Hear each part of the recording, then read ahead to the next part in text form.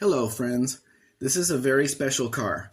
Here we have a 1980 Mexican Spec Chrysler Superbee. This was the last year the Superbee name was used. In 1981, the Dodge Magnum came out to take its place. You might notice it has a Plymouth Volare front end while using the Dodge Aspen rear end. That's why they called it a Chrysler. Under the hood is a 300 horsepower 360 V8 mated to a floor-shifted automatic transmission. One thing that makes this car very rare is the factory air conditioning. Most of these cars didn't get air. The car is in really nice condition, not perfect however. It runs and drives very well.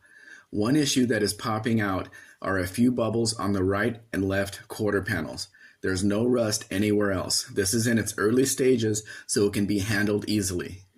The wheels you see in the pictures are original to the car and it will come with new tires. The interior features blue cloth-covered front buckets with a matching rear seat. The blue tough steering wheel is also original to the car. Aftermarket valve covers have been added. That should be good for at least 7.6 more horsepower.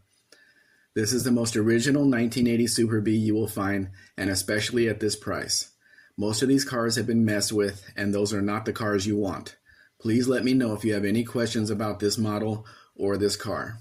The price of the vehicle to the border at Nogales will be $9,600.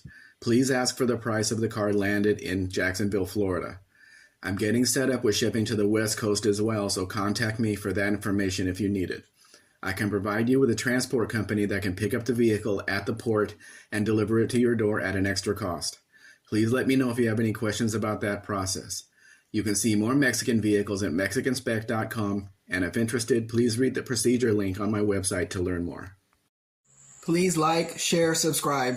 Actually, subscribe first, then do the rest. Have a great day.